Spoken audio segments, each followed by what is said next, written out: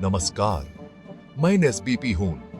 आज हम एक यात्रा पर हैं। 2425 के सबसे बड़े भ्रष्टाचार के मामले जो अखबारों की सुर्खियां बने, संसद से सदक तक सवाल खड़े किए। यह सिर्फ पैसे का घोटाला नहीं, विश्वास का टूटना है, संस्थाओं पर, सिस्टम पर और हम सब पर। आइए इन कहानियों की तह तक जाते हैं। क्या सच सामने आया? कौन दोषी था और कानून ने क्या किया? शुरुआत तमिलनाडु से।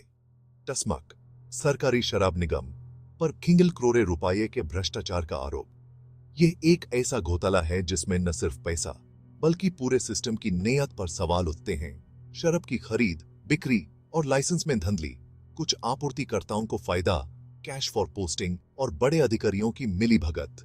ये सब कुछ एक पूरी रणनीति के तहत किया गया, जहां हर कदम पर ट्रांसपेरेंसी की कमी थी। मीडिया में रोज नए खुलासे, विपक्ष का सरकार पर हमला, जनता का विश्वास हिला। हर दिन एक नई खबर, एक नया मुद्दा, जिससे आम आदमी और भी बेचैन हो गया। ईडी ने पीएमएलए के तहत जांच शुरू की, छापेमारी, बैंक खातों की तलाशी, पूछताछ। ये जांच सिर्फ कागजी नहीं बल्कि ग्राउंड पर भी तेजी से चल रही है। जांच अभी जारी है, लेकिन एजेंसीज पर भी राजनीतिक दबाव के आरोप।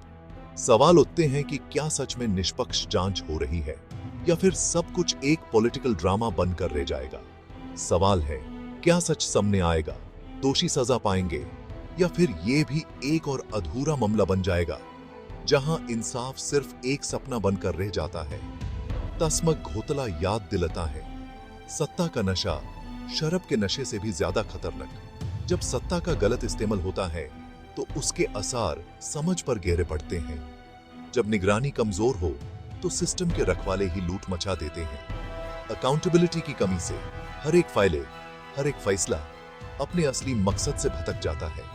तमिलनाडु की राजनीति और प्रशासन पर यह एक गहरा दाग है। यह घटना सिर्फ एक राज्य तक सीमित नहीं बल्कि पूरे देश के लिए एक चेतावनी है। यह मामला सिर्फ एक निगम तक सीमित नहीं, पूरे गवर्नेंस मॉडल पर सवाल है।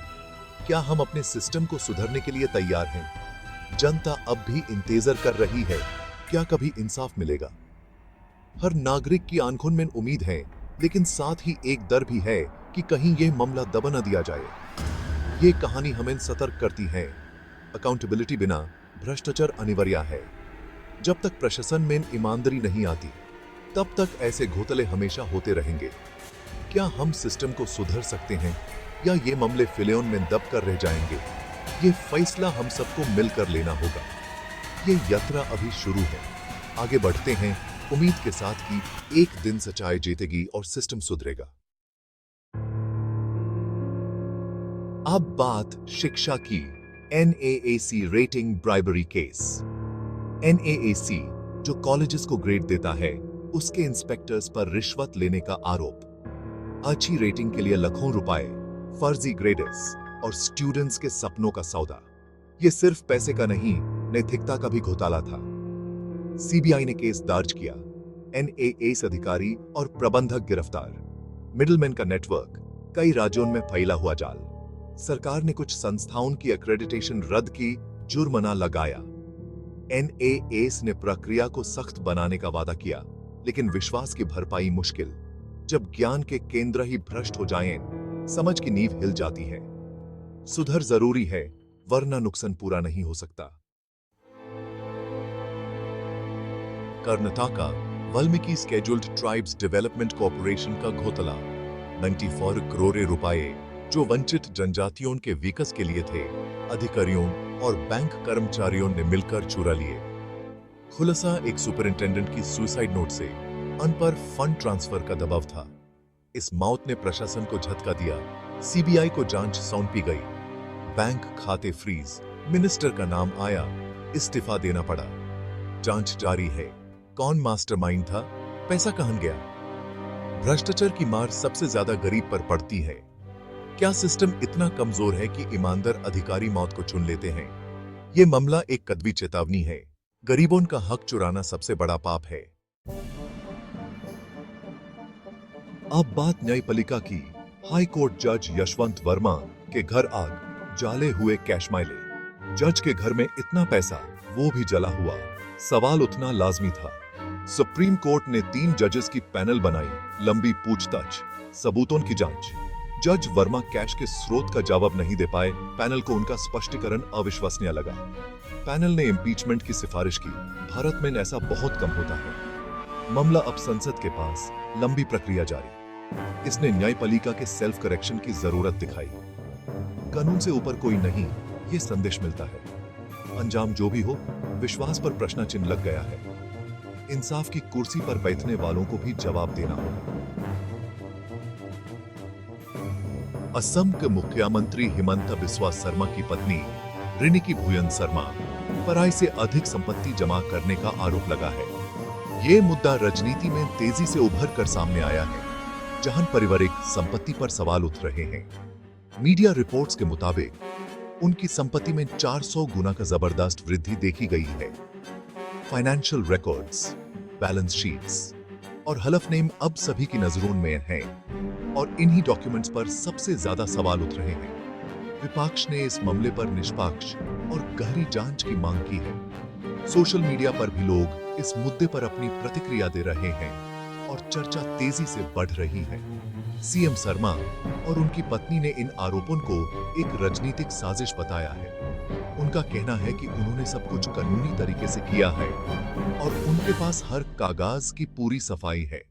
अब तक किसी भी केंद्रीय एजेंसी ने इस मामले में जांच शुरू नहीं की है, लेकिन ट्रांसपेरेंसी और ईमानदारी पर अब खुला बहस शुरू हो चुका है, जिसमें मीडिया और समझ दोनों शामिल हैं। लोकतंत्र में नेताओं की संपत्ति पर जनता का पूरा अधिकार है। लोग चाहते हैं कि उनके नेता ईमानदार और जवाबदेह बने और उनकी संपत्ति का हिसाब सबके सामने हो। अकाउंटेबिलिटी से कोई भी बच नहीं सकता। हर फाइनेंशियल डीलिंग पर अब सख्त नजर रखी जा रही है। जांच एजेंसीज और मीडिया दोनों ही सबूतों की तलाश में है। ये मामला अभी भी पब्लिक स्क्रूटनी में है। मीडिया, विपक्ष और आम जनता की नजर इस पर बनी हुई है और हर नए अपडेट का इंतजार हो रहा है। आने वाले समय में सच सामने आएगा या नहीं, ये देखना अभी बाकी है। क्या ये मामला और गहराएगा या किसी नतीजे पर पहुंच पाएगा? ये सब हमें याद दिलाता है, सत्ता में रहकर भी जवाबदेही और ईमानदारी सबसे जरूरी है। लोकतंत्र की असली ताकत इसी में छुपी है। Mysuru MUDA land allotment scam. Urban development authority पर प्राइम लैंड अलॉटमेंट में अनियमितताएं, रियल एस्टेट माफिया को फायदा। पूर्व कमिश्नर जीटी दिनेश कुमार गिरफ्तार। उनके कार्यकाल में गैर कानूनी अलॉटमेंट, सरकारी खजाने को नुकसान, आम लोगों का हक मारा गया। ईडी ने फाइनेंशियल ट्रेल की जांच शुरू की। रिश्वत और पैसे का लेन देन तलाश रही है। ये स्कैम दिखाता है जमीन की लूट कैसे सिस्टम को खोखला करती है। शहरों में लैंड की कीमत बढ़ रही है, भ्रष्टाचार भी। मैसूरू के लोग इंतजार में हैं, क्या सच सामने आएगा? West Bengal group C job scam, युवाओं के भविष्य की चोरी। एक ऐसा घोटाला जिसमें सपने बिक गए और ईमानदारी की कीमत लग गई। सरकारी स्कूलों में भर्ती में धांधली, मेरिट लिस्ट में कम नंबर वालों को नौकरी, मेहनत करने वालों को धोखा और सिफारिश वालों को मौका मिल गया। जांच में पता चला कि नौकरियां बेची गई। Ex education minister Partha Chatterjee और अर्पिता मुखर्जी पर भारी आरोप लगे। ये सिर्फ एक व्यक्ति का नहीं, पूरे सिस्टम का खेल था। उनके घर से करोड़ों कैश, सोना, विदेशी करेंसी बरामद हुई। ये पैसा उन सपनों का था जो युवाओं ने देखे थे। एड ने दोनों को गिरफ्तार किया। पैसा रिश्वत का था। कानून ने कदम उठाया, लेकिन नुकसान तो हो चुका था। हर नौकरी के लिए रेटे तय किया गया। लाखों बेरोजगार युवाओं के सपने तोड़े गए।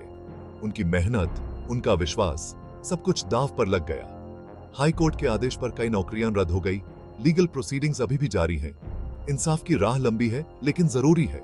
सवाल यह है, सिस्टम को साफ कैसे किया जाए और क्या सभी दोषी पकड़े जाएंगे? जनता जवाब चाहती है। यह सिर्फ पैसा नहीं, सपनों की चोरी है। हर एक परिवार पर इसका असर पड़ा है। शिक्षा और रोजगार में भ्रष्टाचार पूरी पीढ़ी को बर्बाद कर सकता है। नई पीढ़ी का भरोसा टूट गया है। वेस्ट बंगाल की भर्ती प्रक्रिया पर कलंक लग गया है। अब हर नौकरी पर सवाल उठ रहा है। सुधार के बिना विश्वास वापस लाना मुश्किल है। नई शुरुआत तभी होगी जब सिस्टम साफ होगा और युवाओं को उनका हक मिलेगा। तेलंगाना डिस्कम के असिस्टेंट इंजीनियर लक्ष्मण रेड्डी पर 70 करोड़ की संपत्ति का खुलासा। एसीबी की छापेमारी में residential plots, commercial buildings, FD, सोना, कैश, सब कुछ मिला। सरकारी तनख्वाह से इतनी संपत्ति, रिश्वत, मीटर छेदछाद, कॉन्ट्रैक्टर्स को फायदा पहुंचाना। एसीबी ने गिरफ्तार किया, शुरुआती जांच में पढ़ का दुरुपयोग साबित। ये ग्रास रूट्स लेवल पर भ्रष्टाचार की गहराई दिखाता है। देश भर में ऐसे कई लक्ष्मण रेड्डी हैं जो सिस्टम को खोखला कर रहे हैं। आम आदमी को हर दिन ऐसे कर्मचारियों का सामना करना पड़ता है। जांच जारी है। और कौन शामिल था, सीनियर अधिकारियों की भूमिका क्या थी। अकाउंटेबिलिटी और ट्रांसपेरेंसी हर स्टार पर जरूरी है। यह थे 2024-25 के कुछ बड़े भ्रष्टाचार के मामले। शराब, शिक्षा, जमीन, न्यायपालिका, रोजगार, हर कोने में लूट। ये कहानियां निराशा भी देती हैं, लेकिन हमें जागरूक भी करती हैं। पारदर्शिता और जवाबदेही जरूरी है। उम्मीद की किरण है, जागरूक नागरिक। सवाल पूछते रहिए, प्रतिनिधियों से जवाब मांगते रहिए, एजेंसीज पर दबाव बनाए रहिए। भ्रष्टाचार के खिलाफ लड़ाई हम सबकी है। आपकी राय क्या है? किस मामले ने आपको सबसे ज्यादा चौंकाया? कमेंट्स में लिखिए। देखते रहिए, सोचते रहिए। नमस्कार।